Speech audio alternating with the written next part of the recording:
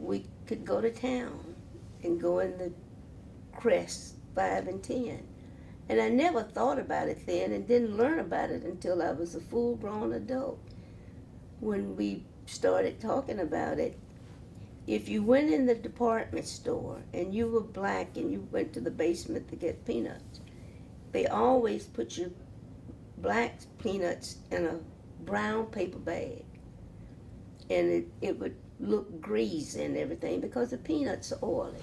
But if you were white, your peanuts were put in a white wax-lined paper bag so that the oil from the peanuts would not bleed through. Well, invariably, my mother always had her peanuts put in a wax white-lined bag, and my sister and my peanuts were always put in the brown paper bag.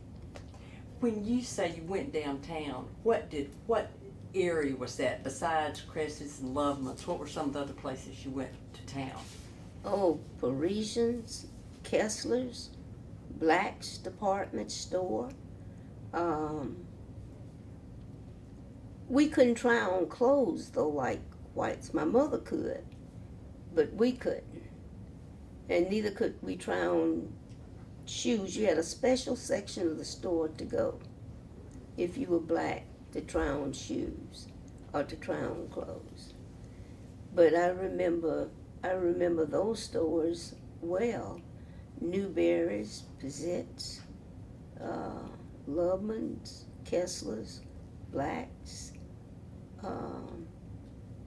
Well, how did that area compare with the 4th Avenue Business District? The 4th Avenue Business District between, let me get my avenue, 17th and 18th Street, there were black-owned businesses on both sides of the street. There was on the corner of 17th and 4th Avenue this big cafe called Bob Savoy Cafe, right on the corner. Big, nice cafe. And there were other businesses. There were hat shops, shoe shine shops. There was a famous theater,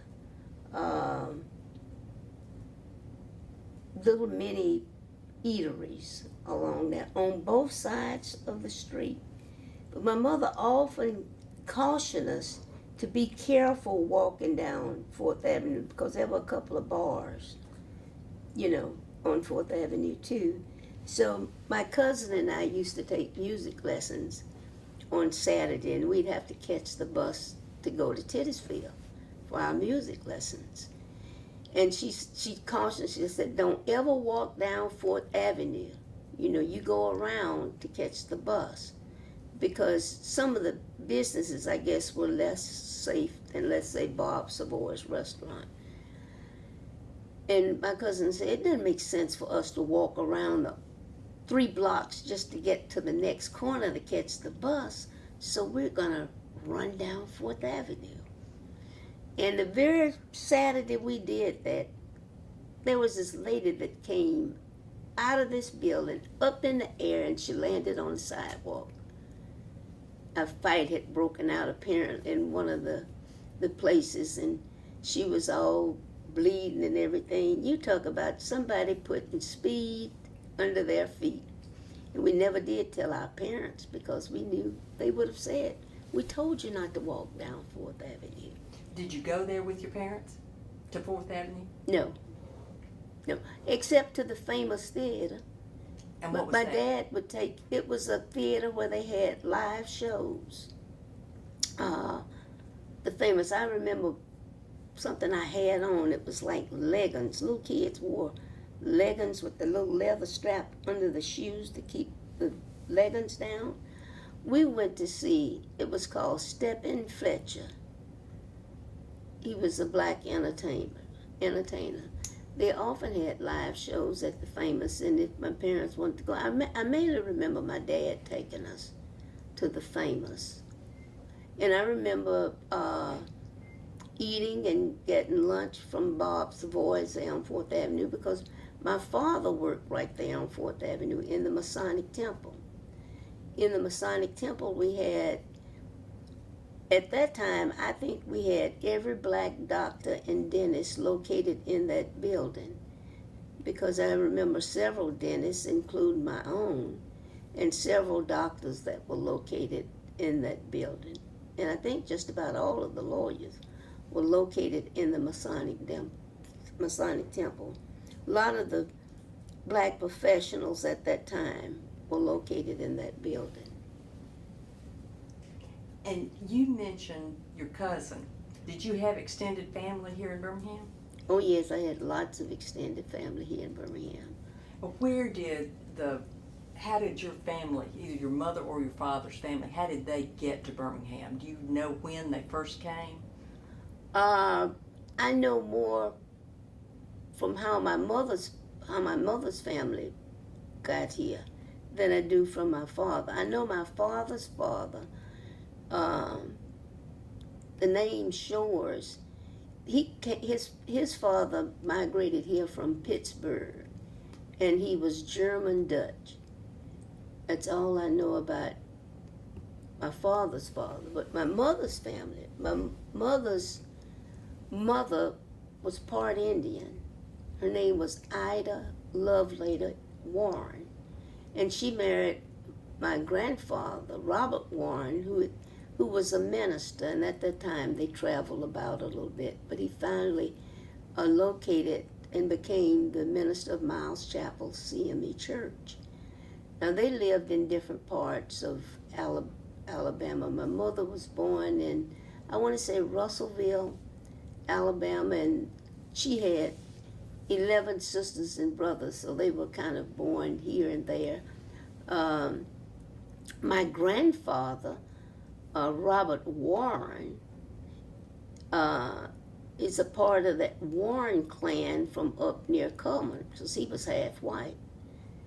And a lot of my uncles still remain until their death up in the Coleman area. And is Coleman sort of as far back as you can trace that area, the Warrens? The Warrens from the Coleman area. We one day said we were going to track them to see just who our relatives were, but we haven't done that yet. And what do you think made your father's father move from Pittsburgh to Birmingham? I don't know. He never talked about it. But he was still alive? But he was still alive. Papa was a contractor in Montgomery. Always wore a red rose in his lapel, smoked a cigar, and laced his coffee with brandy. And always gave us silver dollars when he came to visit. What were some of the special times, special days in your family? Special days for me were Saturdays, because my dad was, no matter where he went, whether he was in Washington, D.C., or to some other far corner of Alabama, he always came home on Saturdays and took my sister and me to the 8th Avenue Theater to watch the Western movies. There is not a Western movie from 1945 until the 8th Avenue closed that I have not seen, including Lash LaRue and Johnny McBrown, Gina Autry. I mean, I emulated those characters. I always wanted a ranch, and there are childhood pictures of me in my Lash LaRue outfit, which was totally black, black jeans, black jean jacket, black hat and black boots, and 2 guns on both hips. They were my heroes, the Cowboys, and they had these serials where you had to go the next week to see what happened the following week. But no matter where he went, he always came back to see that we got to the movies on Saturdays. And then the favorite menu on Saturdays was lemonade, homemade, and hot dogs. Of course, Christmas and Thanksgiving were fun times too, because that's when the whole family came together. I mean, this year it might have been at my mother's house, and next year it might be at my aunt's house. But those were fun moments. Did either of your parents tell you stories about their grandparents and things that had been passed along to them about the history of the family? I don't remember any specific tales about their grandmothers or their grandparents. I don't remember. Do you tell your grandchildren About their stories about Oh, yes. about your father Yeah, and what I your do. life was like in Birmingham? I did. I'm trying to get them to read the book. They said the two oldest ones have read it, the ones in college. The twins, who are 15, said they'll get around to it. Fair enough. And why do you want them to read the book in addition to the fact that it's about your father and your family life? Well, I want them to learn something of their heritage, which I think is lost a lot today among black children. They don't know, other than Martin Luther King, who the other players were in the movement. He was not the only one.